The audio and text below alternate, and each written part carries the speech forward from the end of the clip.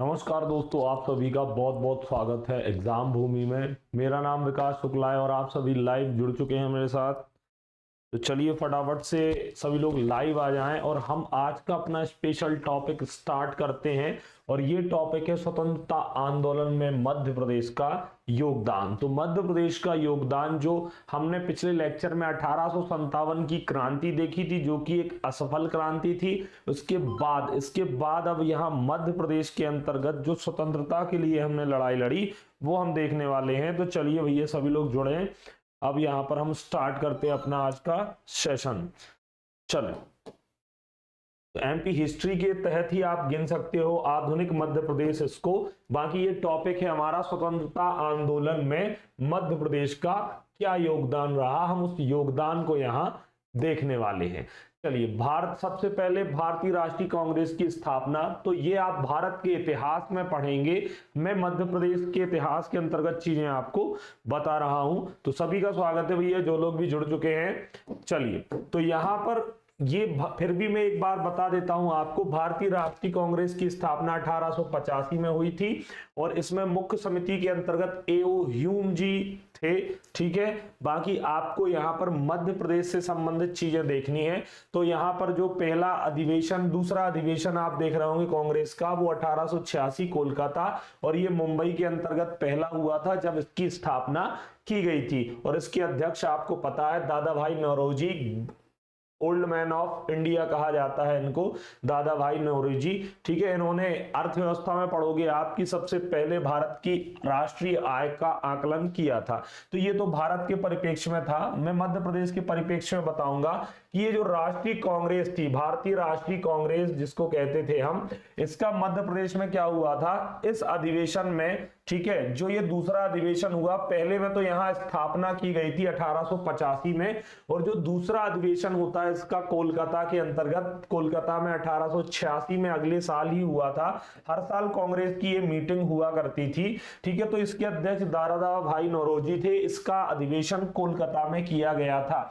यहाँ पर आपको पता है एओ होम जी इसके अंतर्गत, इस कमेटी समिति के अंतर्गत थे एओ होम, और इनके द्वारा इसकी स्थापना करी गई थी। तो आप वो भारत के इतिहास में देखेंगे। लेकिन मध्य प्रदेश में क्या हुआ, तो मध्य प्रदेश में यहां पर जब दूसरा अधिवेशन कोलकाता के अंतर्गत होता है, ठीक है, पश्चिम बंगाल में, तो मध्य प्रदेश से इसमें कौन गया था, पहली बार मध्य प्रदेश से कौन गया था इस राष्ट्रीय कांग्रेस के अधिवेशन में। तो देखिए, इस अधिवेशन में जो ये दूसरा था, दूसरे अधिवेशन में मध्य प्रदेश से बापू राव दादा किनखेड़े, बापू राव गए थे, दादा किनखेड़े गए थे। ठीक है, गंगाधर चिटनीस गए थे, इसमें अब्दुल अजीज, इन लोगों ने मध्य प्रदेश से कांग्रेस के दूसरे अधिवेशन में मध्य प्रदेश की ओर से भाग लिया। तो पहले में तो स्थापना की गई थी मुंबई में, लेकिन जब दूसरा अधिवेशन कांग्रेस की राष्ट्रीय जो होती थी मीटिंग, तो उसमें जब दूसरा अधिवेशन हुआ तो इसमें मध्य प्रदेश से कौन गया, हुआ तो ये कोलकाता में था, मध्य प्रदेश में नहीं हुआ था। लेकिन इसमें मध्य प्रदेश से कौन गया, मध्य प्रदेश का क्या रोल रहा इस स्वतंत्रता के आंदोलनों में। तो इस कांग्रेस के अधिवेशन में बापूराव दादा किनखेड़े, गंगाधर चिटनीस एवं अब्दुल अजीज ने इसमें भाग लिया था। ठीक है, हाँ बिल्कुल, एओ हुम यहाँ पर रहते हैं। भारतीय राष्ट्रीय कांग्रेस की जब स्थापना होती है 1885 में मुंबई में। लेकिन यहाँ पर आपको ये भारत के इतिहास में पढ़ेंगे आप, इसलिए मैं इसको तो यहाँ ज्यादा नहीं बताऊंगा, डबल चीजें नहीं हम कवर करेंगे, वहां पर आप इसको पूरा पढ़ेंगे। लेकिन जो राष्ट्रीय कांग्रेस का राष्ट्रीय प्रतिवर्ष का अधिवेशन था, दूसरे वाले में हमारे मध्य प्रदेश का रोल रहा है, जिसमें मध्य प्रदेश से बापूराव दादा किनखेड़े, गंगाधर चिटनीस, अब्दुल अजीज ने इसमें भाग लिया था, जो कि स्वतंत्रता आंदोलन था। यहां पर क्या होता है, सातवां अधिवेशन जब आता है, सातवां अधिवेशन, दूसरे अधिवेशन में हमारे मध्य प्रदेश का रोल रहा, और कांग्रेस के सातवें अधिवेशन, सारे अधिवेशन आप भारत के इतिहास में पढ़ेंगे, आधुनिक भारत में, इंडियन हिस्ट्री में। यहां मध्य प्रदेश ने दूसरे अधिवेशन में भाग लिया, और तीसरे में जब 1891 में नागपुर में होता है ये, तो इसमें कौन होता है, इसमें बाल गंगाधर तिलक। नागपुर इस समय मध्य प्रदेश का ही हिस्सा हुआ करता था, जो कि ये नागपुर के अंतर्गत जब 7वां अधिवेशन होता है तो बाल गंगाधर तिलक के प्रभाव से मध्य भारत जो था, मालवा, मध्य भारत और मालवा, जो कि अब गणेश जी आने वाले हैं, गणेश उत्सव व शिवाजी उत्सव का आयोजन करवाया गया। तो आपको ध्यान रखना है कि मध्य प्रदेश में सर्वप्रथम गणेश उत्सव किस अधिवेशन में यहां पर किस अधिवेशन के बाद मनाया गया था, तो जब 7वां अधिवेशन हुआ था 1891 नागपुर में, तो उसमें बाल गंगाधर तिलक जी पधारे थे और बाल गंगाधर तिलक जी ने बोला कि यार अंग्रेज हमें मीटिंग करने के लिए नहीं देते हैं, इन अधिवेशनों का भी कहीं ना कहीं वो बहिष्कार करते हैं, तो हम कुछ ऐसा करें जिससे लोगों को हम इकट्ठा कर पाए। तो ये मध्य भारत और मालवा जो पड़ता है हमारा मध्य प्रदेश का, इसमें गणेश उत्सव पूछा जाएगा आपको। तो यहां पर गणेश उत्सव का आयोजन बाल गंगाधर तिलक के यहां प्रभाव या फिर रिकमेंडेशन पर मध्य प्रदेश में गणेश उत्सव मनाना प्रारंभ हुआ। गणेश उत्सव यहां से आया था, ठीक है, जो गणेश उत्सव मनाया जा रहा है, अब फिर से गणेश जी गणपति आ चुके हैं। तो मध्य भारत और मालवा में मध्य प्रदेश में 7वें अधिवेशन के बाद, कांग्रेस के जो अधिवेशन था इसके बाद हमने क्या किया, गणेश उत्सव मनाया। और कौन से अधिवेशन में मध्य प्रदेश ने यहां पर भाग लिया, तो देखिए यहां पर 1900 में एक अधिवेशन हुआ था, लाहौर अधिवेशन। लाहौर में जब कांग्रेस का अधिवेशन हुआ 1900 में, तो इसमें भी कुछ हुआ था। मध्य प्रदेश से हरि सिंह गौर विश्वविद्यालय नाम सुना होगा आपने। तो आपसे क्वेश्चन आएगा कि मध्य प्रदेश के डॉक्टर हरि सिंह गौर ने किस अधिवेशन में भाग लिया था, तो लाहौर अधिवेशन में गए थे। दूसरे में हमारा रोल रहा है, इस 7वें में नागपुर अधिवेशन में हमारा रोल रहा है, 1900 के लाहौर अधिवेशन में हमारा रोल रहा है। इन्होंने क्या किया, नए विभाग तथा प्रशासन को पृथक करने की मांग उठाई।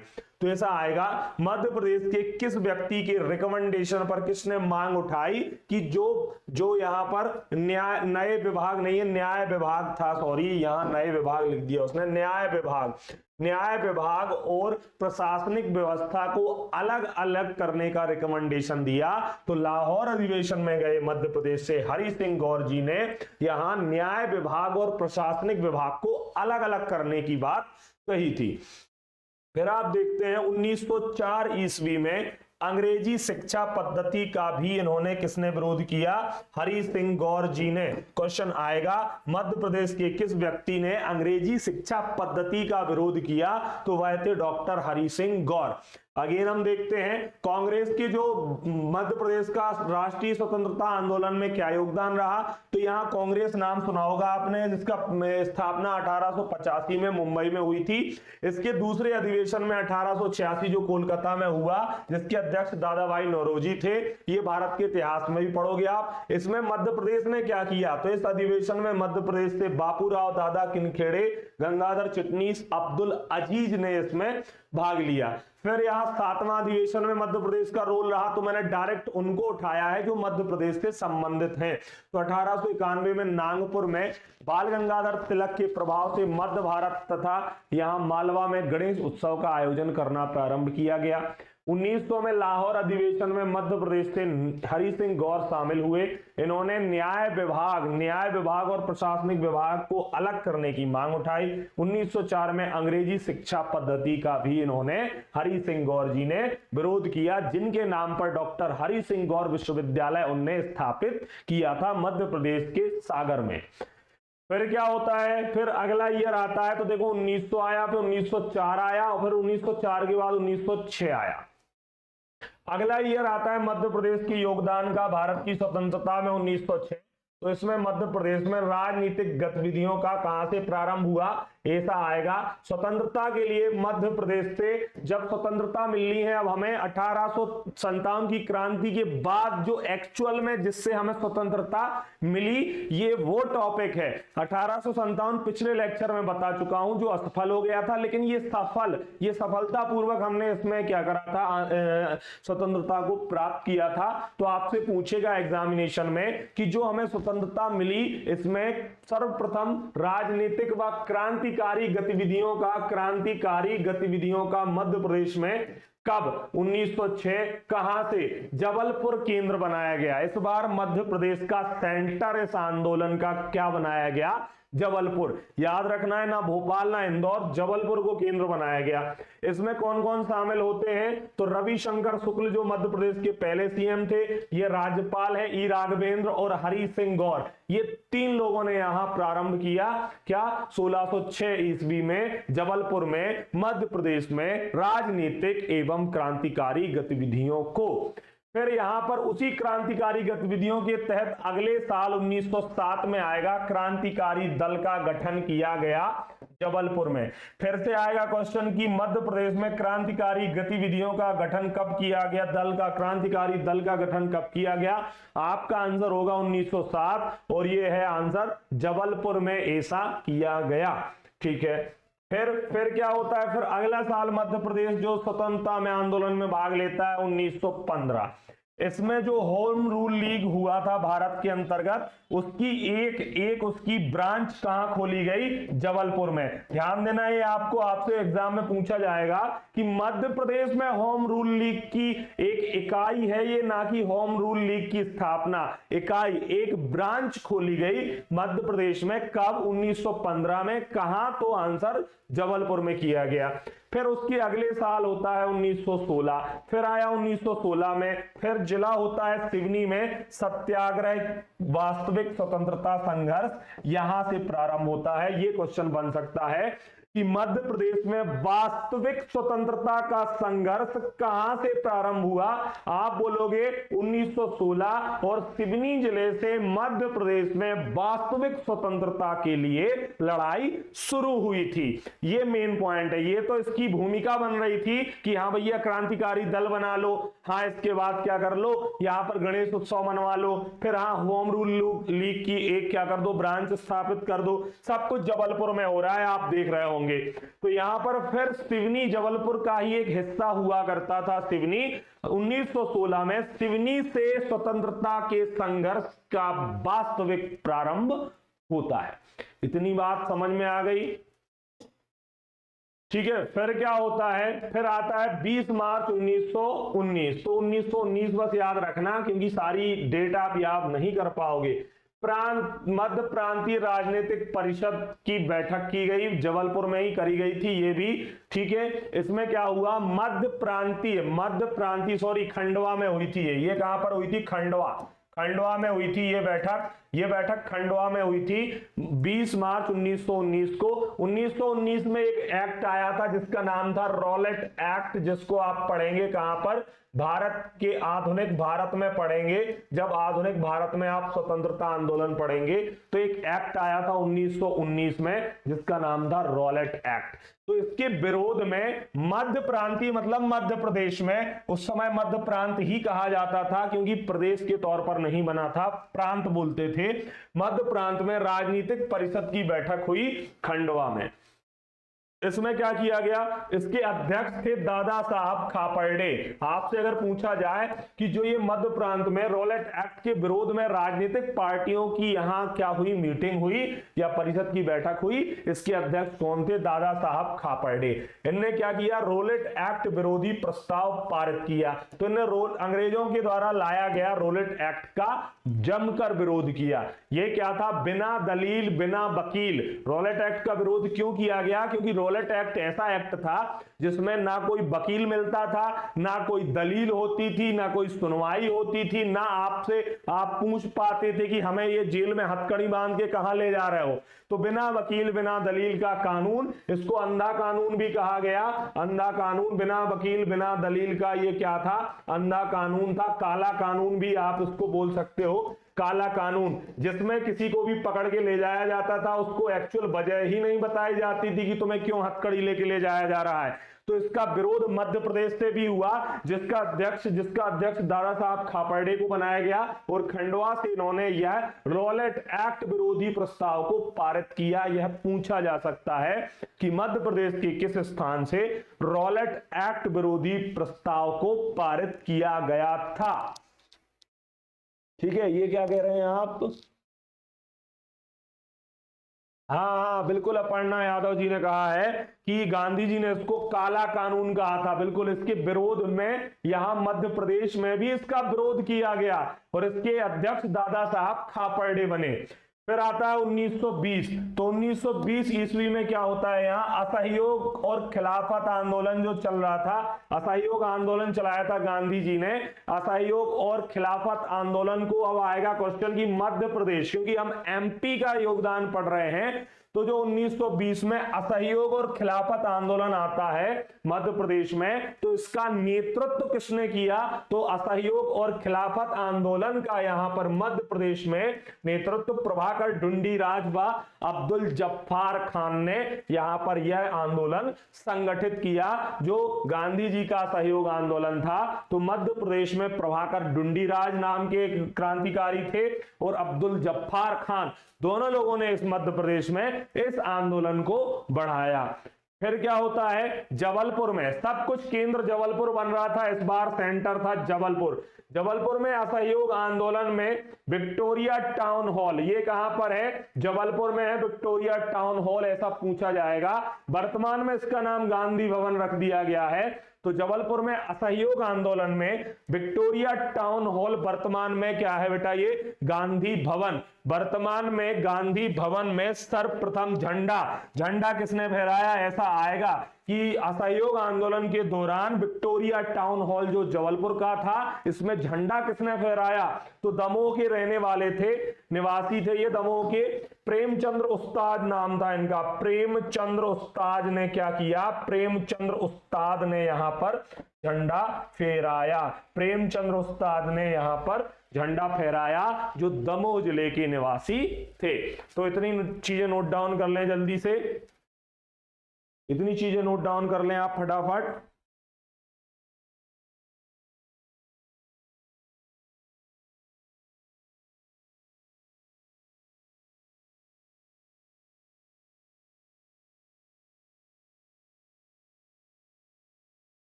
लिख दिया,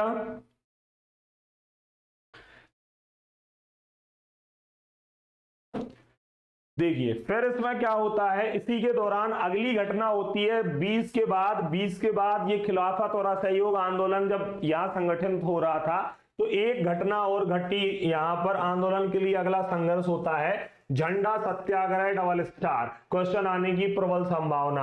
1923, पहले तो ईयर पूछा जाएगा आपसे कि कब किया गया। तो यहां पर आप देखेंगे कि इसमें नेतृत्व किसने किया, कौन आगे आया झंडा का सत्याग्रह करने के लिए। तो देखो, देवदास गांधी होते हैं, सुंदरलाल और देवदास गांधी बोलते हैं कि हमें क्या करना है, झंडा सत्याग्रह करना है। और ये कहां पर होता है, जबलपुर में झंडा सत्याग्रह हुआ था। तो यहां पर क्या है, देवदास गांधी और सुंदरलाल इसका नेतृत्व करते हैं, जिसके लिए अंग्रेजों ने सुंदरलाल को 6 माह की जेल भी कर दी थी। हुआ क्या था यहां पर, डॉक्टर राजेंद्र प्रसाद, जो डॉक्टर राजेंद्र प्रसाद जी थे, इनका भी जो पहले राष्ट्रपति थे हमारे इस भारत के, जबलपुर में क्या किया इन लोगों ने, जबलपुर में झंडा सत्याग्रह किया। कब किया, 8 मार्च, कब करा था बेटा, 8 मार्च 1923 को। असहयोग आंदोलनकारी के सम्मान में, ये असहयोग आंदोलनकारियों के सम्मान में जो असहयोग आंदोलन चल रहा था, जिसका मध्य प्रदेश में प्रभाकर ढूंढीराज व अब्दुल जब्बार खान ने किया, तो उसी के सम्मान में यहां पर देवदास गांधी बोले, जब ये लोग क्या कर रहे हैं, असहयोग आंदोलन को संगठित कर रहे हैं मध्य प्रदेश में, तो इनको खुश करने के लिए हम झंडा फहराएंगे अपने देश का। तो यहाँ झंडा सत्याग्रह होता है 1923 में जबलपुर में। इसका नेतृत्व प्रमुख रूप से देवदास गांधी और सुंदरलाल कर रहे थे। सुंदरलाल को 6 माह की सजा भी दी गई अंग्रेजों ने। यहाँ डॉक्टर राजेंद्र प्रसाद ने क्या किया, जबलपुर झंडा सत्याग्रह 8 मार्च 1923 को असहयोग आंदोलनकारियों के सम्मान में जबलपुर नगर पालिका भवन, तो जो जबलपुर का नगर पालिका भवन था, इस पर झंडा फहरा दिया। यहां पर झंडा सत्याग्रह क्यों हुआ, क्योंकि यहां इनको सम्मान दिया गया असहयोग आंदोलनकारियों को, और जबलपुर के नगर पालिका भवन पर अंग्रेजी हुकूमत का झंडा उतार के भारत का झंडा फहराया गया। परंतु पुलिस कमिश्नर ने उतारकर इस झंडे को अपने पैरों से कुचल दिया। इसने उतारा अंग्रेज अफसर ने, और यहां पर अपने पैरों के तले उस झंडे को हमारे भारत के रौंद दिया। यहां पर यह झंडा सत्याग्रह था। इसमें अन्य नेतृत्वकर्ता, अन्य साथी कौन कौन थे, तो अन्य साथी आपको अगर जानना हो तो इसमें सुभद्रा कुमारी चौहान जी का भी बड़ा रोल रहा था। तो आप लिख सकते हो सुभद्रा कुमारी चौहान, इसमें कौन आई थी साथ में, अन्य साथी सुभद्रा कुमारी चौहान, और इनके पति भी साथ में आए थे जिनका नाम था लक्ष्मण सिंह चौहान। तो ये सुभद्रा कुमारी चौहान, जिनका जन्म कहां हुआ था, इलाहाबाद में, लेकिन इनका विवाह लक्ष्मण सिंह चौहान खंडवा के रहने वालों के साथ हुआ था। लेकिन ये क्रांतिकारी गतिविधियों में शामिल होने के लिए खंडवा से कहां आ गई थी, बोली हमें जबलपुर चलना है, जबलपुर में रहेंगे और देश प्रेम की भावना को बढ़ाएंगे, क्योंकि इस बार जो केंद्र बना था स्वतंत्रता के लिए मध्य प्रदेश में, वो जबलपुर था। तो ये भी खंडवा से अपने पति से बोली चलो बैग पैक करो और चलना है जबलपुर। तो इस झंडा सत्याग्रह की एक नेता ये भी थी जिनका नाम था सुभद्रा कुमारी चौहान। तो चलिए इसको जल्दी से नोट डाउन करें, जल्दी से नोट डाउन करें, फिर हम आगे बढ़ेंगे।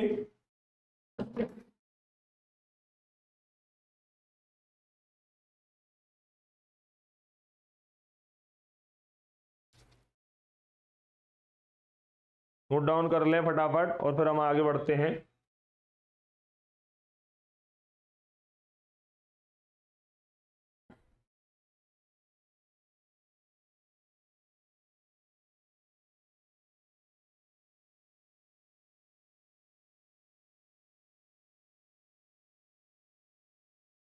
कंप्लीट, चले हम आगे बढ़ते हैं। तो भैया लिख लिया आपने, तो फिर देखिए अन्य सहयोगी लिखा हुआ भी है यहाँ पे। अन्य सहयोगी थे झंडा सत्याग्रह के, किसके, झंडा सत्याग्रह के अन्य सहयोगी। और कौन कौन थे भैया झंडा सत्याग्रह के अन्य सहयोगी, तो झंडा सत्याग्रह में और जिसने भाग लिया उसमें नाथूराम जी थे, नरहरि अग्रवाल, एक साथ है ये नाम एक साथ है, नरहरि अग्रवाल। सुभद्रा कुमारी चौहान, ये इनके पति लक्ष्मण सिंह चौहान ने पुनः फिर क्या हुआ, जब अंग्रेज ने यहाँ पैरों से कुचल दिया था, तो पुनः अगस्त 1923 को जबलपुर में ही झंडा फहराया था। ठीक है, ये वाला तो मार्च में फहराया गया था 8 मार्च को, तो यहाँ पैरों के तले कुचल दिया था। लेकिन इनकी अन्य साथी सुभद्रा कुमारी चौहान, नाथूराम, नरहरि अग्रवाल, लक्ष्मण सिंह चौहान ने पुनः अगस्त 1923 को बोले झंडा तो फहर के रहेगा, कैसे तुमने पांव से कुचला। ठीक है, इसके अंतर्गत और भी नेतृत्वकर्ता, इस बार नेतृत्वकर्ता और भी रहते हैं। इसमें जो आगे आए नेता थे वो सरोजनी नायडू भी थी, बंसीलाल, काशी प्रसाद, मौलाना आजाद की उपस्थिति में यह झंडा फहराया गया था, जो पुनः अगस्त 1923 में फहराया गया। तो ये सारे नेता इसमें भाग लिए थे, ये सारे नेता इसके अंतर्गत इसमें भाग लेने आए थे। ठीक है, इसका पार्ट 1 मैंने सुबह पढ़ाया था पिछले लेक्चर में, आप इसका पार्ट 1 भी देख लें, जिसके अंतर्गत मध्य प्रदेश में स्वतंत्रता की लड़ाई चलती रही।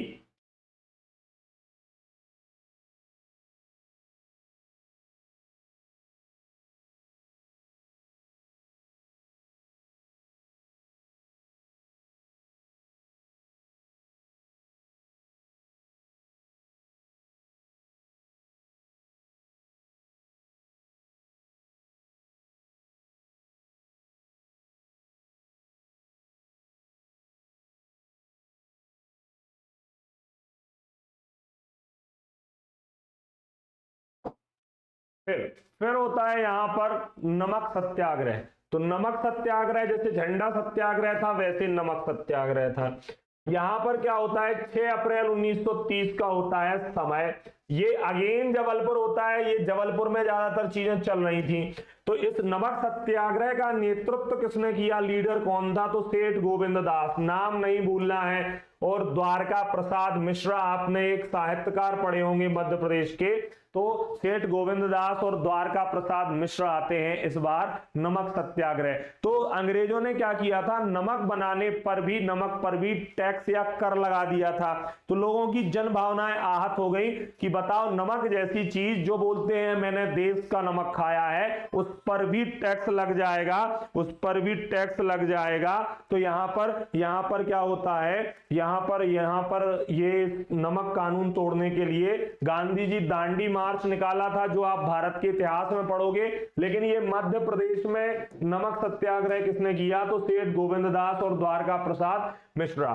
ठीक है, और यहां पर दूसरा, ये तो जबलपुर में हुआ था, सिवनी में भी नमक सत्याग्रह किया जाता है। सिवनी में गांधी चौक है, आज जाओगे तो वहां गांधी जी की मूर्ति बनी हुई है। गांधी चौक पर एक दुर्गा शंकर मेहता होते हैं, सिवनी के क्रांतिकारी दुर्गा शंकर मेहता, इन्होंने नमक बनाकर कानून तोड़ा। ठीक है, इन्होंने नमक बनाकर यहां पर इस कानून को तोड़ा था। तो इसको नोट डाउन कर लें फटाफट।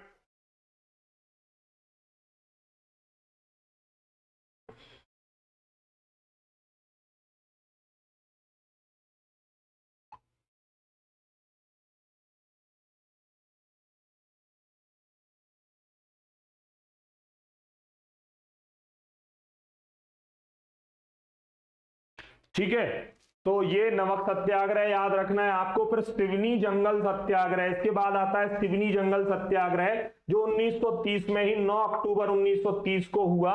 इसको नोट डाउन करो। इस बार सिवनी का क्रांतिकारी वही है जिसने नमक सत्याग्रह किया था। तो ये जंगल सत्याग्रह भी इनके द्वारा इसी समय किया गया।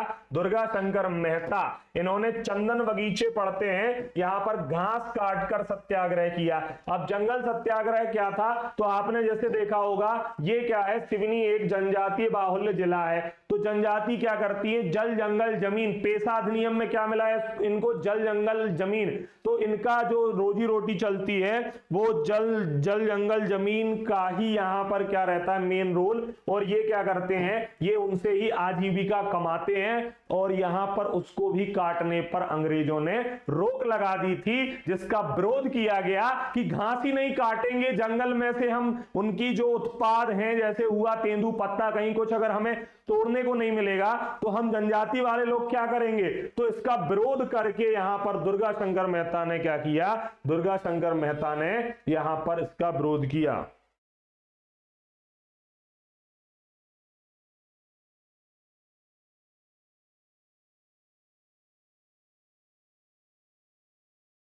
इसको लिख लें जल्दी से।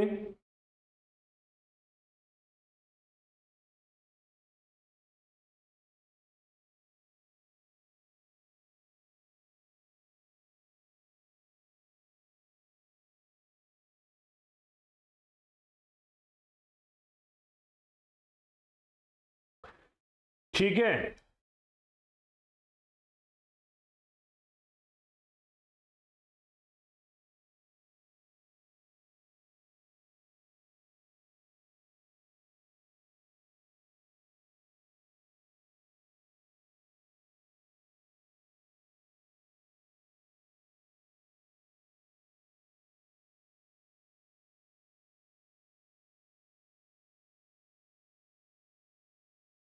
चलिए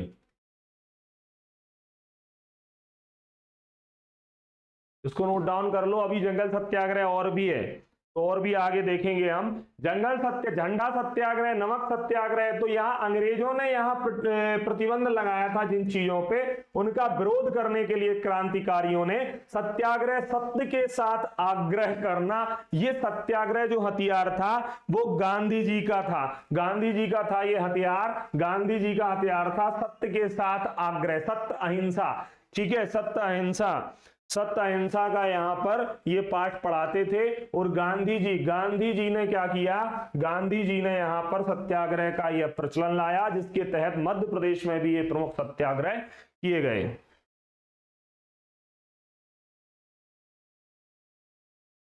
ठीक है, चलिए, तो इतना नोट डाउन आपका हो गया होगा। अब जंगल सत्याग्रह इसी समय, जब इस समय सिवनी में चल रहा था, तो सिवनी के साथ ही जंगल सत्याग्रह अन्य जो हमारे जनजातीय बाहुल्य क्षेत्र हैं, इसमें भी इसी समय 1930 में जंगल सत्याग्रह चल रहा था, जिनमें से घोड़ा डोंगरी कहां पड़ता है? बैतूल में पड़ता है। टोरिया जंगल सत्याग्रह भी इसको कहा जाता है। घोड़ा डोंगरी टोरिया आदिवासियों के द्वारा, टोरिया आदिवासी समूह के जो रहते हैं वो सत्याग्रह करते हैं। यह सत्याग्रह गांधी जी के नमक सत्याग्रह से प्रेरित था, जिस पर नमक पर कर लगा दिया था अंग्रेजों ने, और गांधी जी ने नमक बनाकर वहां पर उस चीज को खत्म किया। वैसा ही यहां पर जंगल पर भी क्या लगा दिया गया था? जंगल के उत्पादों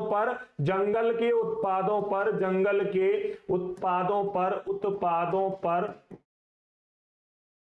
अंग्रेजों ने रोक लगा दी थी। जैसे नमक पे, कानून पे टैक्स लगा दिया था, अंग्रेजों ने रोक लगा दी थी।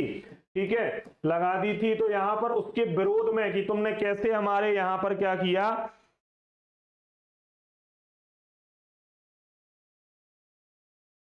ठीक है, फिर यहां पर क्या किया, अंग्रेजों ने रोक लगा दी। तो इसका विरोध करने के लिए यहां पर दुर्गा शंकर मेहता तो सिवनी में काट चुके होते हैं, और फिर ये बैतूल के अंतर्गत घोड़ा डोंगरी क्षेत्र और टोरिया जंगल सत्याग्रह जो पड़ता है, यहां पर आदिवासियों ने विरोध किया, और जाकर के जंगल में यहां पर कौन रहता है? इसका नेतृत्व करता प्रमुख रूप से गुंजन सिंह कोरकू, और या फिर इसका नाम है गर्जन सिंह कोरकू, और इसका एक दोस्त होता है बंजारी सिंह कोरकू जनजाति कहां पाई जाती है? मध्य प्रदेश के बैतूल जिले में। तो इन कोरकुओं के द्वारा किया गया एक प्रमुख रूप से यह जंगल सत्याग्रह था। जो कोरकू, गुंजन सिंह कोरकू या गर्जन सिंह कोरकू उसका नाम था, इसने आह्वान किया वहां के क्षेत्रीय जो आदिवासी भाई थे कि सभी लोग आओ जंगल में। तो सब लोग अपने अपने हाथ में लाठी डंडा लेके इकट्ठे जंगल पहुंचे कि हम सब मिलके जंगल को की घास को काटेंगे।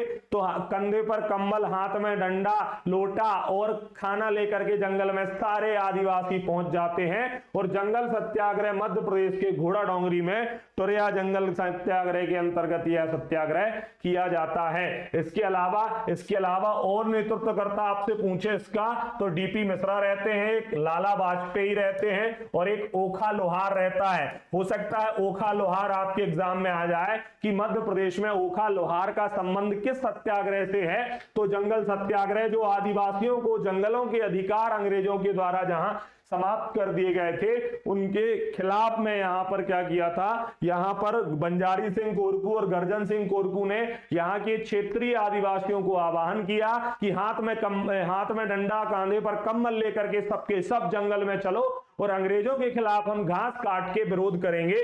यह जंगल सत्याग्रह था। लिखा भी हुआ है, इनके आह्वान पर सभी आदिवासी हाथ में लाठी और कम्बल लेकर अंग्रेजों के खिलाफ जंगल में एक साथ खड़े हो गए थे। नेतृत्वकर्ता आपकी स्क्रीन पर है। सिवनी में भी यह जंगल सत्याग्रह चलाया गया, जो कि दुर्गा शंकर मेहता के द्वारा चलाया गया था, और चंदन बगीचों में इन्होंने घास काटकर इसका विरोध जताया था। ठीक है, इतनी चीज आप नोट डाउन कर लो, इतनी चीजें आप नोट डाउन कर लो फटाफट।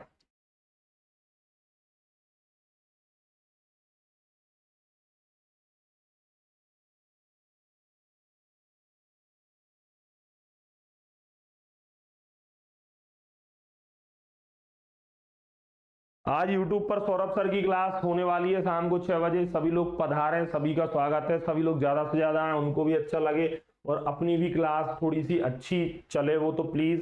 पहला लेक्चर है, आपने देख लिया होगा। आज वो जरूर आएंगे क्योंकि अभी तक पानी गिरता रहा, तो उनका एक्सीडेंट हो गया था, पैर उनका वो उसमें चोट लगी हुई है, तो वो हरा होने का घाव उनको डर था, इसलिए नहीं आ पा रहे थे। अब वो आज शाम को 6 बजे YouTube पर पहली क्लास होगी, फिर अपनी यहाँ पर स्टार्ट हो जाएगी। ठीक है, चलिए फिर उसके बाद most IMP double triple 5 star वाला क्वेश्चन है ये, चरण पादुका नरसंहार। अब यहां पर चरण पादुका नरसंहार आता है, कब आता है? ये 14 जनवरी 1931। ये निरंतर मध्य प्रदेश में योगदान चल रहा है मध्य प्रदेश के अंतर्गत जो स्वतंत्रता में योगदान दिया हमने, इसे मध्य प्रदेश का जलियांवाला बाग हत्याकांड कहा जाता है। यह कहां हुआ था बेटा? यह हुआ था उर्मिल नदी के तट पर, गांव सिंहपुर, जिला छतरपुर। जिला छतरपुर होता है। तो यहां पर 14 जनवरी होती है, मकर संक्रांति का लगा होता है मेला। कौन सा मेला? मकर संक्रांति का। आपको पता है 14 जनवरी को मकर संक्रांति। बुंदेलखंड में बहुत शानदार मेले लगते हैं मकर संक्रांति के दिन पर। तो यहां पर मेला लगा हुआ था। क्रांतिकारी इकट्ठे होते हैं, तो क्रांतिकारी इकट्ठे होते हैं और यहां पर बैठते हैं। यहां पर बैठते हैं तो इसमें होते हैं हलकाई, हलकाई होता है एक, हलकाई दहुआ होता है एक, हलकाई दहुआ होता है एक। ठीक है, ऐसे ही करके यहाँ पर 21 क्रांतिकारी होते आते हैं, 21 क्रांतिकारी रहते हैं। और जनरल फिशर नाम का जब पता चलता है एक अंग्रेज को कि उर्मिल नदी के किनारे सिंहपुर में, जिला छतरपुर में यहाँ लोग क्या कर रहे हैं, हमारे खिलाफ रणनीति बना रहे हैं, तो एक जनरल फिशर, ये अंग्रेज का नाम आएगा, पूछेगा, तो जनरल फिशर द्वारा क्या कर दिया जाता है, अंधाधुंध फायरिंग कर दी जाती है। अंधाधुंध फायरिंग कर दी जाती है इन वीर सपूतों के ऊपर, जिसमें कई लोग क्या हो जाते हैं, शहीद हो जाते हैं। और कई लोग यहाँ अंग्रेज उन लोगों को पकड़ लेते हैं, अंग्रेज कई लोगों को पकड़ भी लेते हैं। ठीक है, इतनी चीजें आपको इसमें याद रखनी है। जनरल फिशर यहाँ पर अंधाधुंध गोलियां चलवा देता है। 21 लोग यहाँ शहीद होते हैं, 26 लोग इसमें घायल हो जाते हैं। 21 क्रांतिकारी शहीद होते हैं और 26 इसमें घायल हो जाते हैं। 26 इसमें घायल हो जाते हैं। ठीक है, 21 क्रांतिकारी शहीद हुए और 26 इसमें घायल हो जाते हैं। इतनी बातें आपको इसमें याद रखनी है। मध्य प्रदेश का जलियांवाला बाग हत्याकांड, उर्मिल नदी के तट पर, सिंहपुर गांव, छतरपुर मध्य प्रदेश, छतरपुर मध्य प्रदेश में हुआ है। ये चरण पादुका नरसंहार के नाम से जिसे जाना जाता है। जनरल फिशर द्वारा अंधाधुंध गोलियां यहाँ पर बरसवाई गई थी। इसमें एक हलकाई दहुआ होता है जो पिपट पनागर, एक छतरपुर जिले में बिजावर के अंतर्गत छोटा सा गांव है, ये पिपट का होता है, पिपट पनागर का। और ये भी यहाँ पर 21 क्रांतिकारियों के साथ शहीद होता है और 26 लोग इसमें घायल हो जाते हैं। ठीक है, देखिए ये लिखा भी था आगे, शहीद जो होते हैं 21 लोग, घायल होते हैं 26 लोग। इसमें शहीद प्रमुख में होता है एक सुंदरलाल बरोहा, पिपट पनागर, और पिपट पनागर के ही बगल में बघैया गांव है, जिसका हलकाई अहीर या दहुआ एक ही बात होता है, अहीर या दहुआ यादव ही कहलाते हैं। ठीक है, इसके अलावा धर्मदास खिरवा रहता है इसमें, धर्मदास खिरवा नाम का व्यक्ति, तथा रामलाल, ठीक है, रामलाल गुना के होते हैं, यहां पर आते हैं। और ये लोग क्या करते हैं, मीटिंग कर रहे थे, अंधाधुंध गोलियां इनके ऊपर बरसवा दी गई जनरल फिशर के द्वारा। ठीक है, कारावास, सरजू दहुआ यादव या सरजू अहीर रहता है, जो इसको क्या होता है, कारावास 21 लोगों को इसमें दिया जाता है। 21 लोगों को पकड़ ले जाते हैं पुलिस वाले और यहाँ अंग्रेज। तो सरजू दहुआ को 4 साल का कारावास होता है। अन्य 20 जो होते हैं, अन्य 20 होते हैं, उनको 3-3 साल की सजा अंग्रेज देते हैं। तो इतना तो नहीं आएगा, लेकिन ये कुछ प्रमुख नाम, हलकाई दहुआ या हलकाई अहीर, सुंदरलाल बरोहा, धर्मदास खिरवा और रामलाल जो गुना से आए थे इस मीटिंग में, ये सारे लोग क्या रहते हैं, शहीद हो जाते हैं। प्रमुख शहीदों में इनका नाम लिखा जाता है और ये 21 लोग शहीद होते हैं, उनमें से ये शहीद हैं। 26 लोग घायल होते हैं। 21 लोगों को यहाँ अंग्रेज पकड़ के ले जाते हैं, कारावास करते हैं, जिसमें सरजू दहुआ को 4 साल की तथा अन्य 20 को 3 साल की सजा होती है इन 21 में से। ठीक है, तो इतनी बात भी आपको ध्यान रख लेनी है। और ये पूरी इंफॉर्मेशन चरण पादुका नरसंहार की, चरण पादुका नरसंहार। ठीक है, तो इसको भी नोट डाउन कर लें।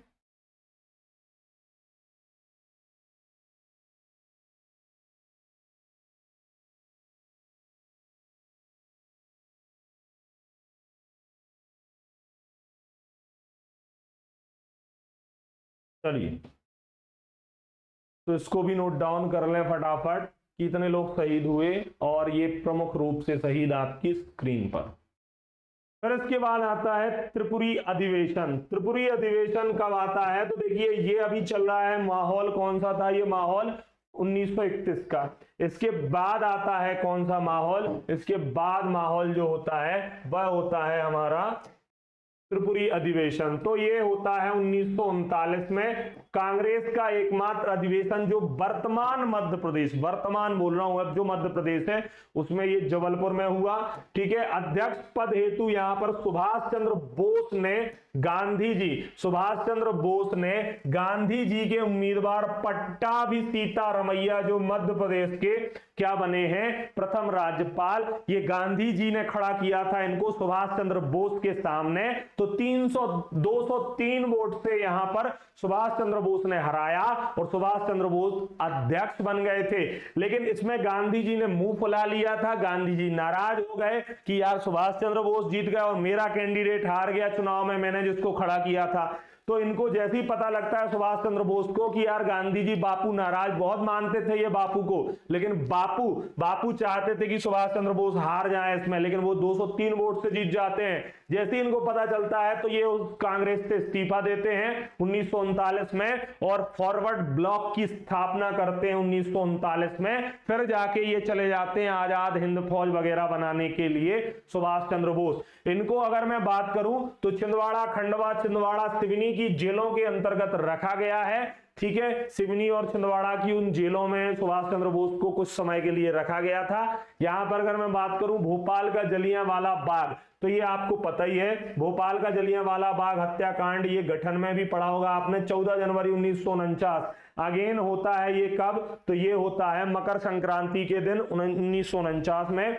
भोपाल रियासत का पड़ता है एक बोरास गांव पड़ता है रायसेन जिले में, नर्मदा के किनारे अगेन मेला लगा था, नर्मदा नदी रहती है रायसेन में और मेला लगा था। यहाँ नवाब होता है इस समय हमीदुल्लाह खां, भोपाल रियासत का। तो ये भारत का झंडा व राष्ट्रगान क्रांतिकारियों को नहीं फहराने दे रहा था, तो यहाँ पर जबरदस्ती से एक पहाड़ी है बोरास गांव रायसेन में, उस पहाड़ी पर जाके भारत का झंडा फहराते हैं और जनगण मन गाने लगते हैं, जिसमें एक धन सिंह नाम का व्यक्ति होता है। धन सिंह व साथी यहां पर क्या हो जाते हैं, इसके शहीद हो जाते हैं, राष्ट्रगान गाते हुए शहीद हो जाते हैं। परंतु इन वीर शहीदों ने क्या किया, झंडे को जमीन पर नहीं गिरने दिया, ऐसा इनकी खासियत बताई जाती है।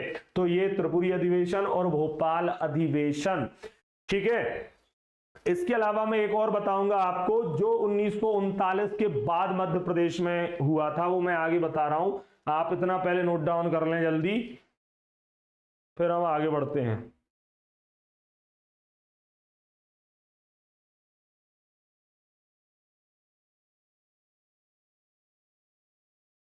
बिल्कुल, त्रिपुरी चौक जबलपुर में गांधी जी और सुभाष चंद्र बोस जी की मूर्ति है।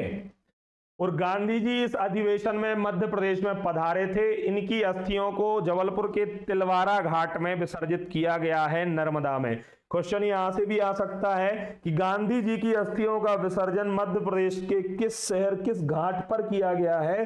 तो आपको बोलना है तिलवारा घाट, नर्मदा में गांधी जी की अस्थियों का विसर्जन जबलपुर में किया गया है। इस बात को और लिख लीजिए, मैं लिख देता हूं कि गांधी जी की अस्थियों का विसर्जन, गांधी जी की अस्थियों का विसर्जन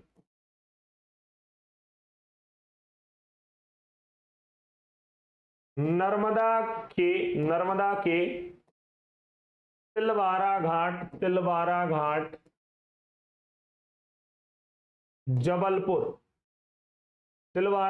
जबलपुर में किया गया। अगर कभी ये क्वेश्चन भी बने तो भी हम बता देंगे कि बिल्कुल तिलवारा घाट जबलपुर में गांधी जी की अस्थियों का विसर्जन किया गया। इस त्रिपुरी अधिवेशन में मध्य प्रदेश में गांधी जी आए थे, गांधी जी जबलपुर आए।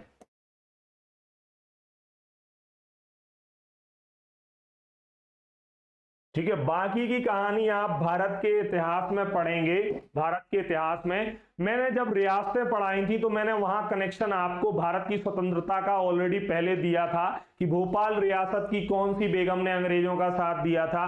तो यहां पर जब महू की छावनी में पिछली क्लास को आप देखो, सुआदत खां, मैंने बताया था कि सुआदत खां ने इंदौर में अटैक मारा था अंग्रेजों के ऊपर।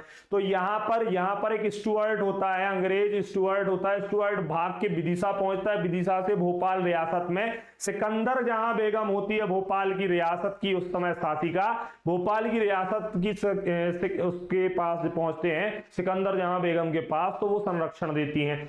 सिंधिया महाराज होते हैं उस समय यहाँ पर शासक, ठीक है, सिंधिया महाराज भी होते हैं। तो सिंधिया महाराज ने भी 1857 की क्रांति में धोखा कर दिया था, जो जयाजी राव सिंधिया थे उनने किया था, उनका दूसरा नाम भागीरथ राव। तो वो 1857 की क्रांति थी जो मैं आपको पढ़ा चुका हूं। इसके अलावा यहाँ पर, इसके अलावा अगर मैं बात करूं, इसके अलावा मैं बात करूं तो मध्य प्रदेश के अंतर्गत आपको ये पहले नोट डाउन कर लें आप, सबसे पहले तो जल्दी से नोट डाउन करें, फिर मैं आपको बताता हूं और चीजें।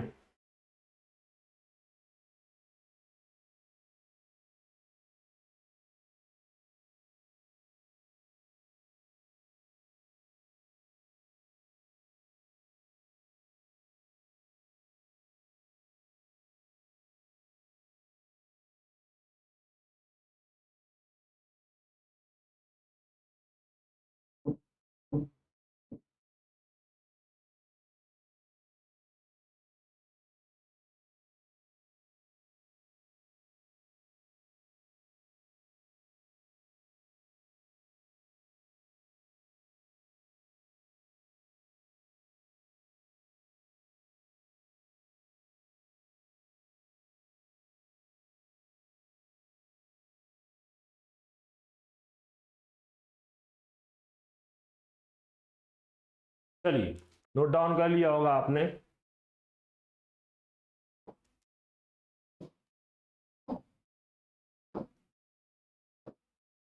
चलिए, 19 जुलाई 19 जुलाई 1938, 19 जुलाई 1938 में को यहां पर क्या होता है, एक होता है सुहावल, सुहावल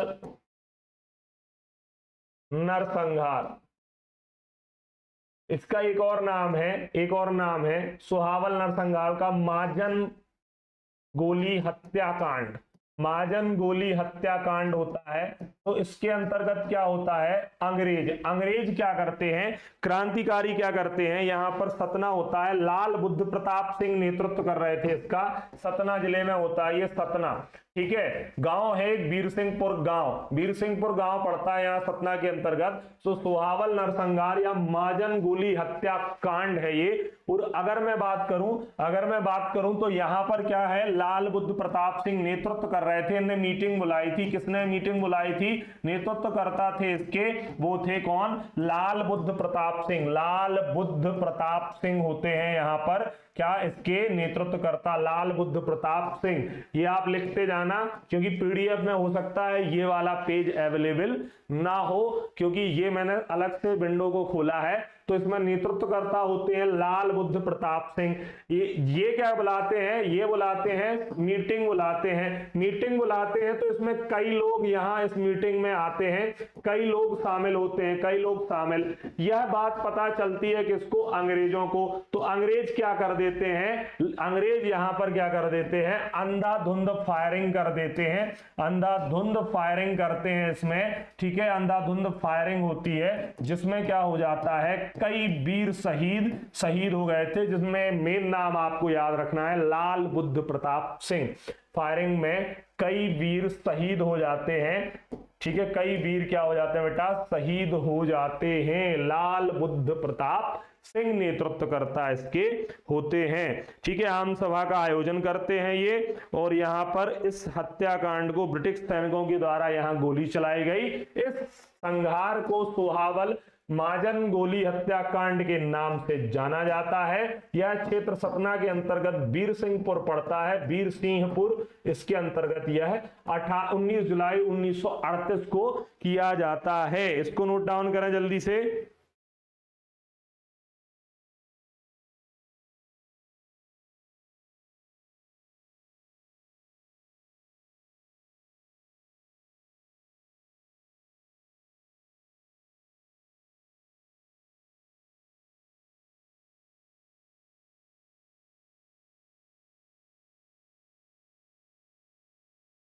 चलिए नोट डाउन कर लिया, अगर नहीं किया हो तो जल्दी से एक बार और कर ले, मैं आपको देता हूं 20 सेकेंड।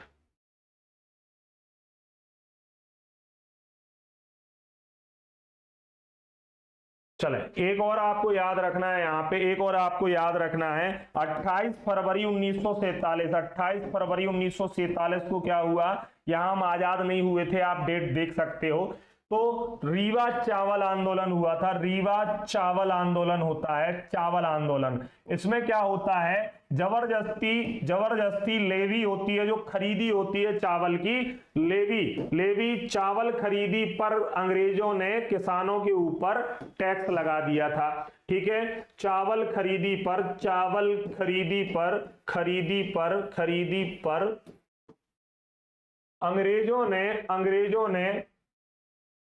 अंग्रेजों ने किसानों के ऊपर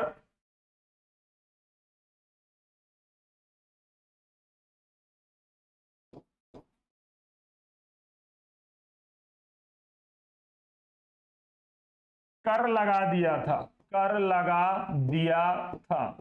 किसानों के ऊपर कर लगा दिया था। कर के विरोध के कर का किसानों ने विरोध किया,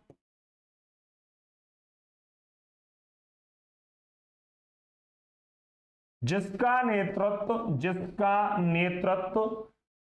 त्रिभुवन तिवारी होते हैं, जिसका नेतृत्व त्रिभुवन तिवारी, ठीक है, त्रिभुवन तिवारी और भैरव प्रसाद उर्मालिया ने किया। ठीक है, जिसका नेतृत्व त्रिभुवन तिवारी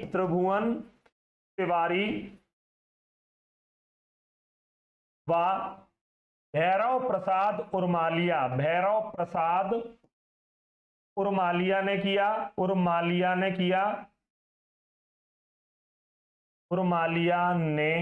किया। इन क्रांतिकारियों की अंग्रेजों ने गोली मारकर हत्या कर दी, अंग्रेजों ने गोली मारकर हत्या कर दी। ठीक है, यहां पर अंग्रेजों ने इनकी गोली मारकर क्या कर दी बेटा, हत्या कर दी थी। ठीक है, तो रीवा का चावल आंदोलन क्या हुआ, अंग्रेजों ने चावल खरीदी पर यहां टैक्स लगा दिया किसानों के ऊपर। तो किसानों के इस आंदोलन का नेतृत्व किसने किया, तो वो त्रिभुवन तिवारी, भैरव प्रसाद उर्मालिया थे। इन्होंने इन क्रांतिकारियों को अंग्रेजों ने गोली मारकर हत्या कर दी। इसे रीवा चावल आंदोलन के नाम से जाना जाता है।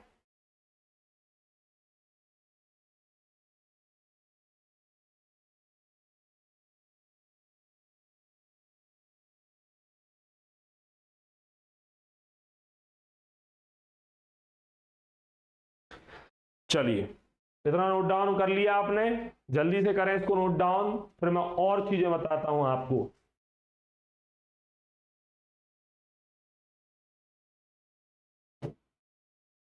जल्दी से नोट डाउन कर लें, प्लीज स्क्रीनशॉट मत लेना, बिकॉज आपका एप्लीकेशन लॉक हो जाएगा, फिर आप परेशान हो जाओगे कि सर एप्लीकेशन नहीं चल रहा है। तो स्क्रीनशॉट नहीं लेना है किसी को, ठीक है, वो ऑलरेडी ऐप वाले अपने आप ब्लॉक कर देते हैं, है ना, ऐप वाले क्या करते हैं, ऐप ही स्वयं कर देता है, क्योंकि उसमें ऐसा सॉफ्टवेयर डला हुआ है।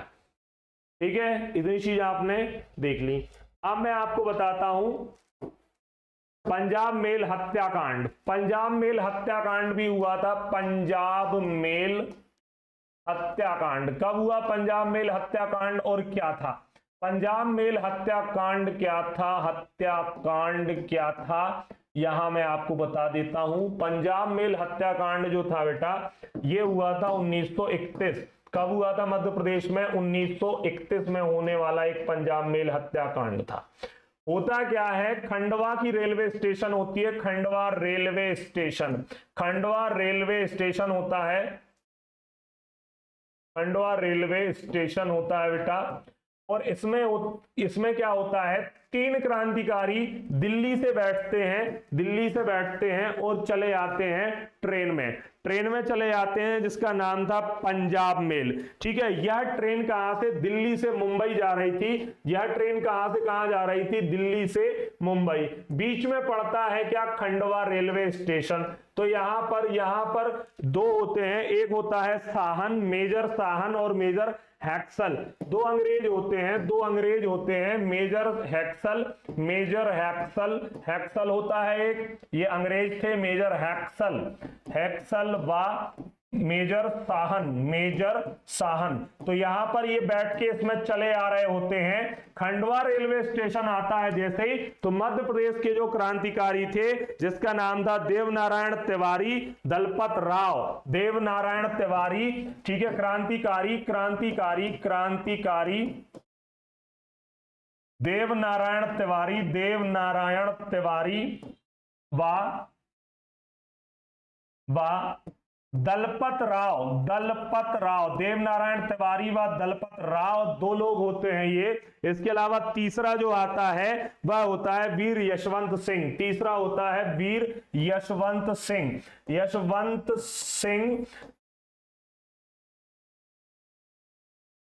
ठीक है, ये 3 लोग आते हैं।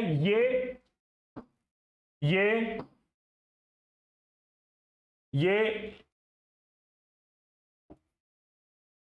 इन दोनों, कौन दोनों, ये दोनों, इन दोनों अंग्रेजी अफसरों की खंडवा रेलवे स्टेशन पर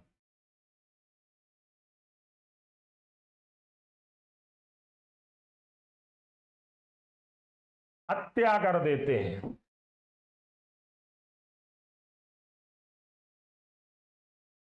तो ये था पंजाब मेल हत्याकांड। ठीक है, 1931 का समय होता है, दिल्ली से मुंबई पंजाब मेल जा रही थी। स्थान होता है खंडवा का रेलवे स्टेशन। इसमें मेजर हैक्सल और मेजर साहन की हत्या कौन करता है, तो 3 क्रांतिकारी होते हैं, देवनारायण तिवारी, दलपत राव तथा वीर यशवंत सिंह। ये तीनों मिलकर निपटा देते हैं। हैक्सल के एक्सल खराब कर देते हैं और साहन की शाहगिरी खत्म कर देते हैं। दोनों को यहां निपटा देते हैं। इसे पंजाब मेल हत्याकांड के नाम से जाना जाता है। मध्य प्रदेश का इतिहास बड़ा पेचीदा है, तो भैया ध्यान से, ये ऐसी डगरिया है कि बहुत ज्यादा खतरनाक है। तो इसको मैंने बड़े साधारण तरीके से एक ऑर्डर वाइज समझाया है, जिसमें कोई भी पॉइंट ऐसा नहीं रह गया है जो आपके एग्जाम में आना हो और आपको आ ना रहा हो। ठीक है, चलिए इतना नोट डाउन करें, फिर मैं और आगे बताता हूं चीजें आपको, और चीजें आगे बताता हूं। चलिए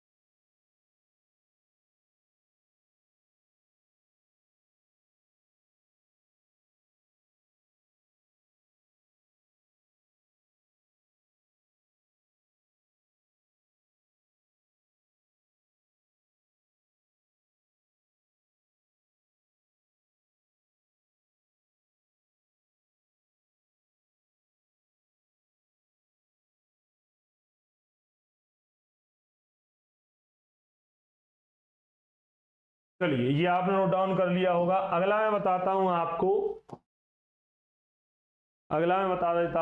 कर लिया ना भैया नोट डाउन? जिन्हें नहीं किया हो थोड़ा स्पीड में करना भैया।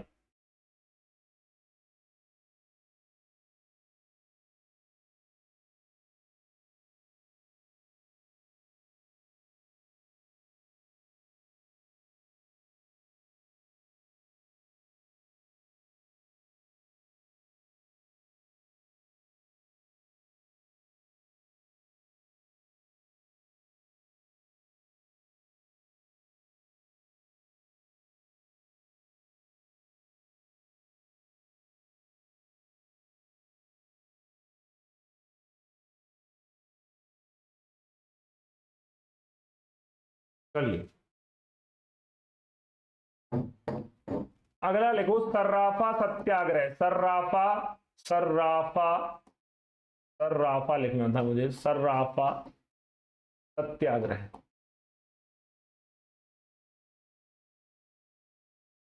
सराफा सत्याग्रह क्या था? तो सराफा सत्याग्रह 6 सितंबर 1942। कब हुआ था ये? 6 सितंबर 1942। ये कहाँ होता है? तो आपको पता है सराफा इंदौर में है, इंदौर मध्य प्रदेश। तो इसको हनुमान सत्याग्रह नाम भी दिया गया। ऐसा कभी आ जाए ना अन्य नाम, या इसका एक और नाम है हनुमान सत्याग्रह। जय बजरंगबली बोला और यहाँ पर अंग्रेजों के खिलाफ क्या कर दिया गया था? विद्रोह कर दिया गया था और कई अंग्रेजों को यहाँ पर पटक पटक के मारा था इन क्रांतिकारियों ने, जिसमें कौन होता है? पुरुषोत्तम विजय। नेतृत्वकर्ता कौन होता है इसका? नेतृत्वकर्ता कौन होता है इसका? सर्राफा आंदोलन का। तो यहां पर होता है पुरुषोत्तम विजय। पुरुषोत्तम विजय ने सर्राफा बाजार इंदौर, सर्राफा जो रात को खुला रहता है, जहां तुम वीडियोस देखते होगे बहुत सारी इसकी, कि यहां पर ये बना रहा है भाई साहब, वो बना रहा है। सर्राफा विजय ने सर्राफा बाजार इंदौर में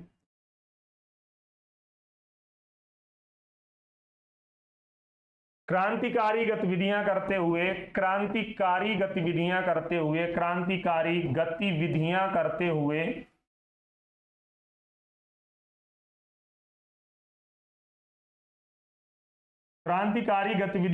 हुए अंग्रेजी हुकूमत के खिलाफ, अंग्रेजी हुकूमत या सरकार के खिलाफ, हुकूमत के खिलाफ नारेबाजी की। इसे क्या कहा जाता है?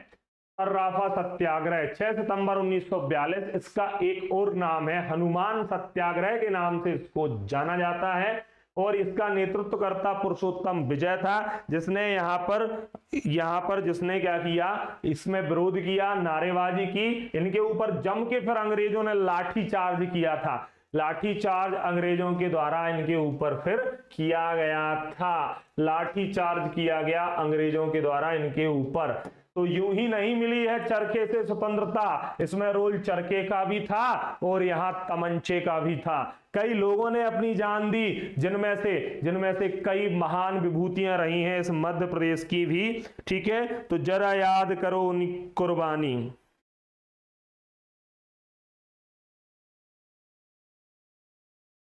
ठीक है, जरा याद करो कुर्बानी। इतना नोट डाउन कर लें जल्दी से आप।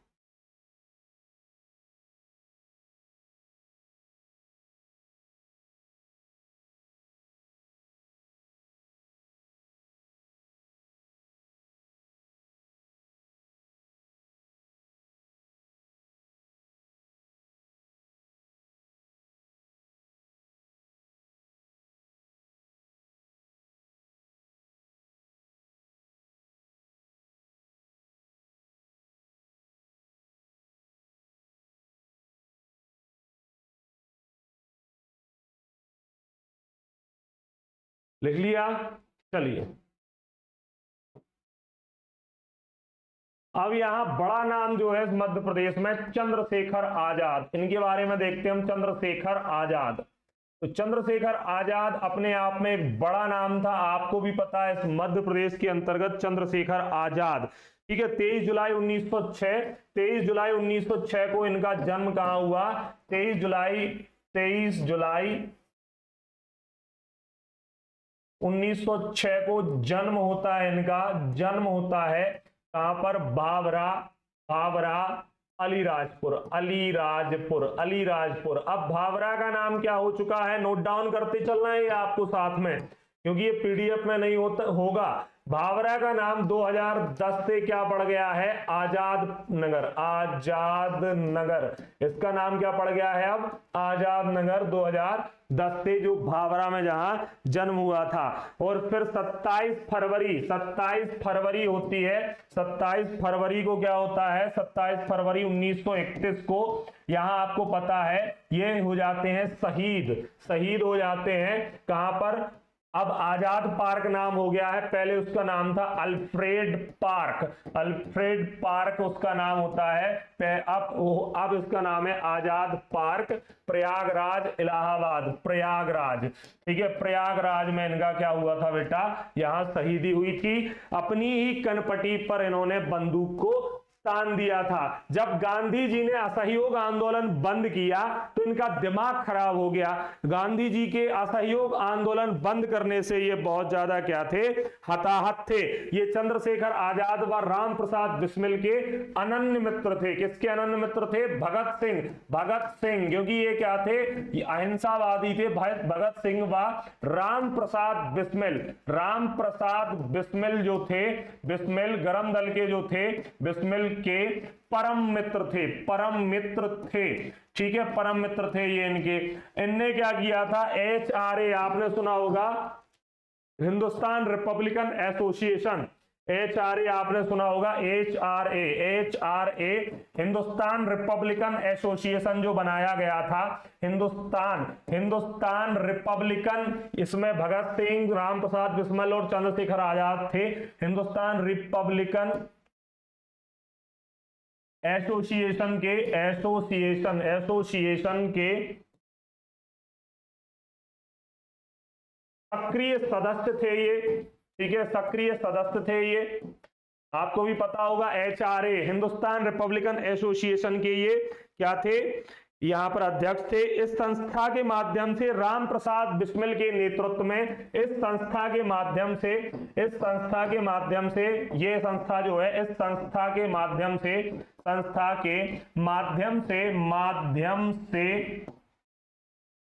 यहां पर इस संस्था के माध्यम से जिसका नेतृत्व, या फिर ऐसा लिख सकते हैं, राम प्रसाद बिस्मिल के नेतृत्व में, राम प्रसाद बिस्मिल के नेतृत्व में, राम प्रसाद बिस्मिल के नेतृत्व में एक बार क्या किया था इन्होंने, के नेतृत्व में 9 अगस्त 1925 को, अब आप इनकी एज देख सकते हो, 19 साल के होंगे इस समय ये, क्योंकि 6 में तो जन्म ही हुआ। 9 अगस्त 1925 को, ठीक है, काकोरी कांड किया गया। काकोरी कांड आपने सुना होगा, काकोरी कांड में भाग लिया,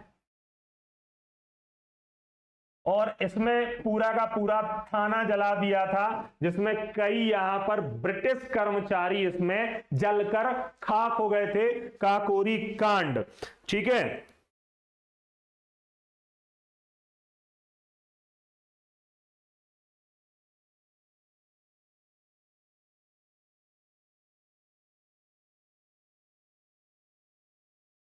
ठीक है, और अपनी ही कनपटी पर गोली मार ली थी। ये तो आपको पता ही होगा कि इस समय इन्होंने, जब अंग्रेजों से अल्फ्रेड पार्क में धोखा करा गया था, इनके साथ जबरदस्ती पकड़वाया गया था, तो जब इनके साथ धोखा किया गया था तो चंद्रशेखर आजाद जी को पकड़ लिया गया था। इनको लोग प्यार से पंडित जी कहते थे, पंडित जी थे, ठीक है। इनकी मूछें आपने देखी ही होंगी। और एक बात और मैं बता देता हूं आपको, यहां पर एक बात और बता देता हूं कि इन्होंने गुप्त रूप से, जब आपसे पूछा जाए, एक चंद्रशेखर आजाद गुफा है, चंद्रशेखर आजाद गुफा कहां पर है, चंद्रशेखर आजाद गुफा, जब मैं गुफाएं पढ़ाऊंगा तो वहां बताऊंगा चंद्रशेखर आजाद गुफा कहां पर है, तो ओरछा में है, ओरछा, ठीक है, ओरछा के अंतर्गत। इसमें क्या किया था इन्होंने, पंडित हरिशंकर ब्रह्मचारी नाम से, पंडित हरिशंकर ब्रह्मचारी नाम से, हरिशंकर ब्रह्मचारी नाम से, ब्रह्मचारी नाम से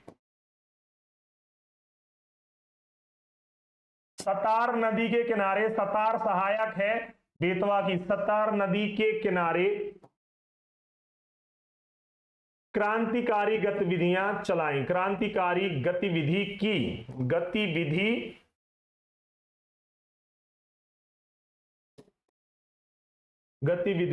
क्रांतिकारी गतिविधि की, ठीक है।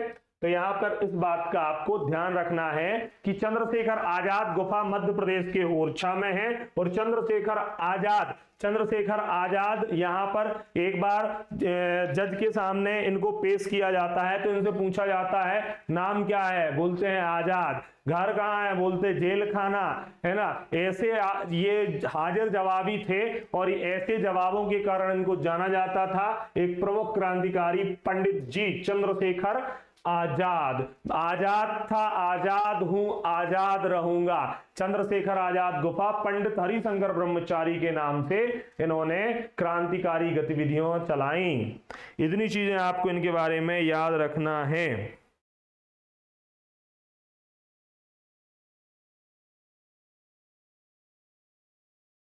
इनके पिताजी का नाम सीताराम तिवारी था। अगर आपको जानना हो तो इनके पिता अगर पूछे जाए कभी तो सीताराम तिवारी थे इनके पिता, क्योंकि बेटे ने बहुत बड़ा काम किया है। पापा कहते हैं मेरा नाम करेगा, बेटा हमारा ऐसा काम करेगा, तो सीताराम तिवारी था इनके पिताजी का नाम, पंडित सीताराम तिवारी। लिखना हो तो लिख लो, पंडित सीताराम तिवारी इनके पिताजी का नाम था, जो कि थे चंद्रशेखर आजाद। ठीक है। और माता का नाम जगरानी देवी। अगर माता का नाम भी आपको जानना हो तो जगरानी देवी लिख लेना, जगरानी देवी। पंडित सीताराम तिवारी, पंडित सीताराम तिवारी।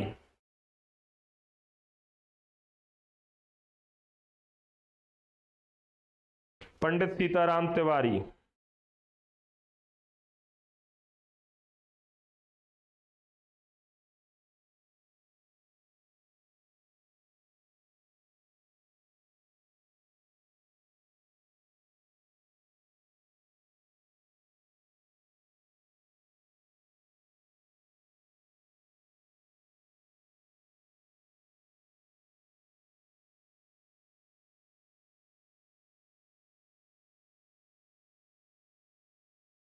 जल्दी से नोट डाउन कर लें।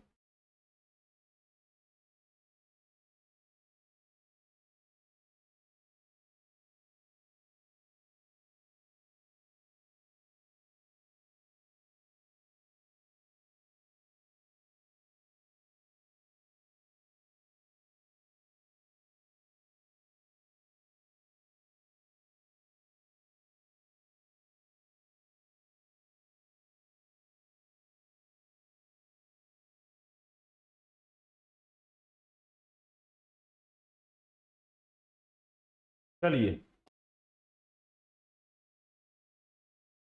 अवंतीबाई, रामगढ़ की रानी अवंतीबाई। तो मनकेड़ी सिवनी, इनका जन्म कहां होता है, मनकेड़ी सिवनी के अंतर्गत होता है। 16 अगस्त 1831। जन्म कहां होता है, जन्म कब होता है, 16 अगस्त 1831 को इनका होता है जन्म। सिवनी के मनकेड़ी, कहां होता है बेटा, सिवनी के मनकेड़ी में होता है, मनकेड़ी। सिवनी के मनकेड़ी जगह पड़ती है, वहां पर इनका जन्म होता है। ठीक है। और फिर क्या होता है, 20 मार्च इनका निधन कब होता है, निधन होता है 20 मार्च 1858 को देवहारगढ़ पड़ता है। देवहारगढ़ मध्य प्रदेश में इनका, देवहारगढ़ मध्य प्रदेश में इनका निधन होता है। ठीक है। ये क्या थी, मध्य प्रदेश की प्रथम महिला शहीद। ध्यान से सुनना है, 1857 की क्रांति की प्रथम महिला शहीद कहा जाता है इनको। ध्यान से देखना आप, प्रथम महिला शहीद। तो इनने अंग्रेजों के खिलाफ कई युद्ध लड़े हैं। इनका विवाह, अगर मैं बात करूं, विवाह हुआ था रामगढ़ के, विवाह किससे हुआ इनका, दुर्गावती का विवाह हुआ था। किसके साथ, जल्दी बताएं, दुर्गावती का विवाह हुआ था। दुर्गावती और अवंतीबाई में लोग कंफ्यूज हो जाते हैं, आपको नहीं होना है। विवाह हुआ विक्रमाजीत सिंह लोधी के साथ होता है। तो वो गोंड वंश की शासिका थी। ये लोधी राजपूत जो शासक होते हैं, लोधी राजपूत वंश की ये एक शासिका थी। रामगढ़ के अंतर्गत, रामगढ़ के राजा थे ये। रामगढ़ कहां पड़ता है, मंडला। रामगढ़ के थे ये, रामगढ़ मंडला। तो रामगढ़ की अवंतीबाई ने कई युद्ध लड़े हैं अवंतीबाई ने। एक जिनमें से खैरी युद्ध होता है, खैरी का युद्ध होता है यहां पर, जो लड़ा गया है किसके द्वारा, अवंतीबाई। तो खैरी मंडला में पड़ता है। मंडला क्या हुआ था, बाकी सारा क्षेत्र अंग्रेजों से इनने आजाद करवा लिया था। एक मंडला क्षेत्र बचा हुआ था। खेरी का युद्ध जब होता है तो मंडला का जो क्षेत्र होता है, मंडला का जो क्षेत्र होता है, इसको पूरा का पूरा क्षेत्र मंडला नगर को छोड़कर पूरी रियासत क्या हो गई थी, आजाद हो गई थी। अब मंडला को बचाने के लिए इन्होंने खेरी के पास युद्ध लड़ा। ठीक है, वाशिंगटन पूरी शक्ति लगाने के बाद भी खेरी का युद्ध किस किस के बीच होता है, वाशिंगटन होता है, वाशिंगटन व रानी अवंतीबाई के बीच खेरी मंडला में अवंतीबाई के बीच यह युद्ध होता है। खेरी का युद्ध तो वाशिंगटन व रानी अवंतीबाई के बीच में लड़ाई होती है और मंडला खेरी क्षेत्र पड़ता है मंडला में। तो यहां पर क्या होता है, इनके बीच युद्ध होता है। रानी इसको पटक के धोती है, पटक के किसको, वाशिंगटन को भगाती है। वाशिंगटन मंडला नगर छोड़ के ये क्या करवा देती हैं, आजाद करवा देती हैं, अंग्रेजों से आजाद करवा लेती हैं। और यहां पर वाशिंगटन जब हार जाता है अवंतीबाई से तो छोड़कर कहां भाग जाता है, सिवनी भाग जाता है, मंडला के आगे भाग जाता है। बोले भागो यहां से, तो खतरनाक रानी है यहां की। और इस तरह मंडला जिला एवं पूरा रामगढ़ जो राज्य था, रामगढ़ राज्य मंडला का, रामगढ़ राज्य को इन्होंने क्या करवाया था, स्वतंत्र करवाया था। मनकेड़ी गांव में इनका जन्म हुआ था, मनकेड़ी। ठीक है, वॉशिंगटन की जगह वॉडिंगटन भी कर सकते हो आप, वॉडिंगटन है एक्चुअल में, ये वॉडिंगटन, डा कर लेना सा की जगह, वॉडिंगटन। बहुत गजब इतिहास है भैया मध्य प्रदेश का, वॉडिंगटन। ठीक है, वॉडिंगटन से युद्ध होता है इनका और यहां पर खेरी के युद्ध के नाम से जिसे जाना जाता है। ठीक है, खेरी का युद्ध 23 नवंबर 1857, और इसकी डेट लिखनी हो तो 23 नवंबर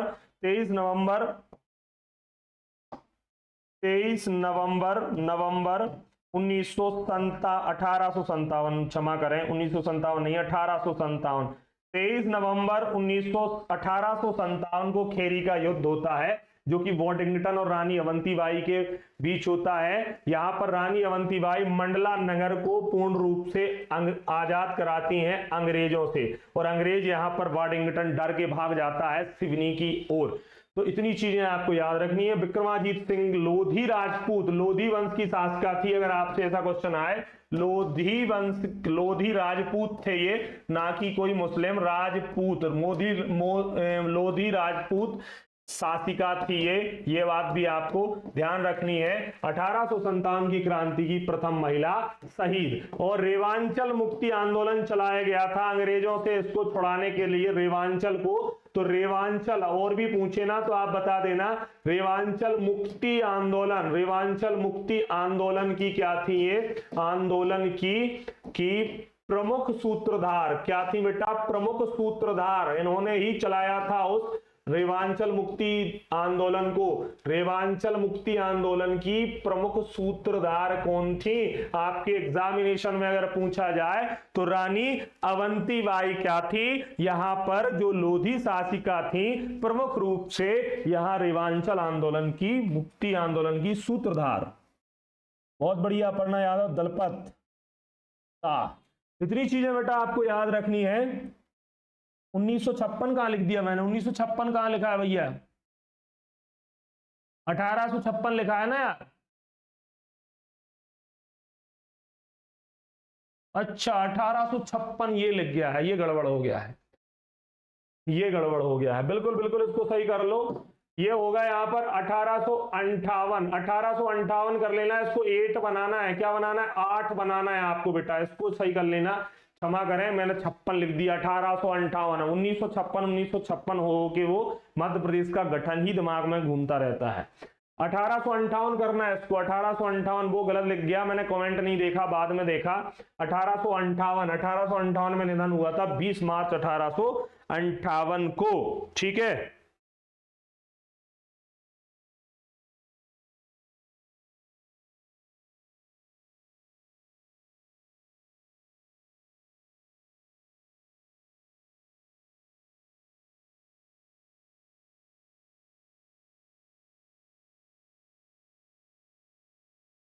58 कर लेना उसको, 58। ठीक है, इतनी चीजें आपको याद रखनी है।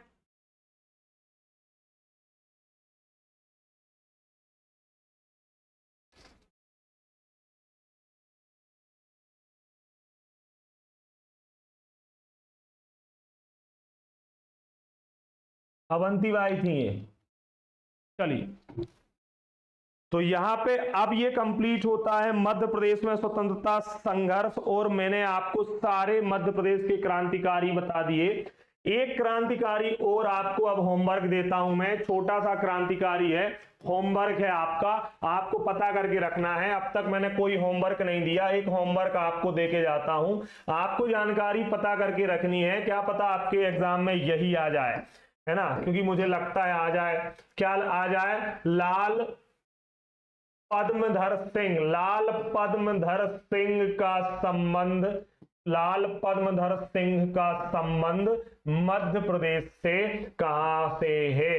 पद्मधर सिंह के बारे में सारी जानकारी आपको याद रखनी है। लाल पद्मधर सिंह, किसके बारे में बेटा? लाल पद्मधर सिंह के बारे में आपको जानकारी इकट्ठी करके रखनी है। ठीक है, और आपसे अगर और भी पूछा जाए कि सुभाष चंद्र बोस और आचार्य विनोबा भावे को, एक फैक्ट, इंपॉर्टेंट फैक्ट लिख देता हूं मैं, इंपॉर्टेंट फैक्ट्स, तो आपसे पूछा जाए अगर एग्जामिनेशन में, तो मैंने अभी थोड़ी देर पहले बस बोल दिया था, लिखवाया नहीं था, आप लोग लिखने पे ज्यादा भरोसा करते हो तो मैं बता देता हूं। सुभाष चंद्र बोस, जो कि हमारे धुआंधार थे, सुभाष चंद्र बोस, जिनके चरणों में बार बार नमन है, सुभाष चंद्र बोस व आचार्य विनोबा भावे, नाम जानते ही होंगे, जिन्होंने क्या किया है, जिन्होंने क्या किया है, जबलपुर को संस्कार धानी बोला था। सुभाष चंद्र बोस व आचार्य विनोबा भावे, आचार्य विनोबा भावे, ठीक है, आचार्य विनोबा भावे को मध्य प्रदेश के सिवनी जेल में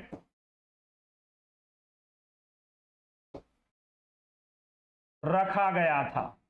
ऐसा आ जाए ना कि मध्य प्रदेश की किस जेल में सुभाष चंद्र बोस व आचार्य विनोबा भावे को रखा गया था, तो सिवनी जिला पड़ता है। सिवनी जिले में यहां पर इन दोनों लोगों को अंग्रेजों ने पकड़ के रखा था, उस सिवनी जेल के अंतर्गत।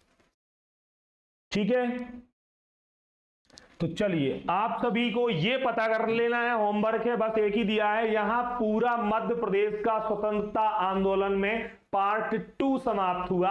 इसके पहले पार्ट 1 सुबह की क्लास में था, आप सभी जरूर देखें, और प्लीज हमारे कोर्स की इंफॉर्मेशन आप सभी अपने दोस्तों तक जरूर पहुंचाएं। आप सभी का धन्यवाद, शुक्रिया जुड़ने के लिए और हमारे ऊपर इतना भरोसा करने के लिए। हम पूरी चीजें, आप तो एक बार और पूरे इतने लेक्चर देख लो, 10 के 10 लेक्चर, आपका क्वेश्चन बाहर नहीं होगा। पहला ही टॉपिक, दो टॉपिक हो चुके हैं अभी, और 2 टॉपिक आप देखोगे कि कितना 10 लेक्चर में ही 2 टॉपिक मात्र हुए हैं। तो हमने इसमें सारी इंफॉर्मेशन कवर कर दी है आपके एमपीपीएससी प्री के लिए, सारे फैक्ट्स। और अब मैं कुछ, अगर मेरे पास क्वेश्चंस भी होंगे तो वो भी मैं प्रोवाइड करा दूंगा, वो लगा लेना आप। बाकी 18 टेस्ट में भी एक मध्य प्रदेश का इतिहास डला है, जो 18 टेस्ट मैंने फ्री डाल दिए हैं, ठीक है, एमपी वाले, तो उसमें भी आपको एक मध्य प्रदेश का इतिहास वाला चैप्टर मिलेगा, उसको भी आप अभी लगा लेना। और अभी कितने बजे हैं, मैं एक कोशिश करता हूं कि दूसरा लेक्चर भी अभी जस्ट एक लगाऊंगा। ठीक है, चलिए, तो इस सेशन को हम यहाँ पे बेटा एंड करते हैं। आप सभी का शुक्रिया जुड़ने के लिए, पूरी इंफॉर्मेशन मैंने दे दी, पीडीएफ आपके पास पहुंच जाएगी इस लेक्चर के बाद पूरी एक साथ। तो चलिए, सारे सेशन, सारे लोग, सब कुछ मैंने इसमें कवर कर दिए, पूरे 2 टॉपिक। मिलते हैं, ज्यादा से ज्यादा कोर्स की इंफॉर्मेशन शेयर करें कि क्वालिटी कंटेंट और with PDF live and recorded मिल रहा है मात्र 499 में। तो प्लीज शेयर करें आप सभी ज्यादा से ज्यादा। आप हमारी वो एसेट हैं जो हमने अर्जित की है, कमाई है, क्योंकि आप सभी ने जो भरोसा दिखाया वो अविश्वसनीय है। इसके लिए धन्यवाद, कीप सपोर्ट। हम सभी अपनी चीजों को प्रॉपर चला पाएं, इसके लिए आपको इतना जरूर करना है। तो चलिए मिलते हैं, जय हिंद, जय भारत।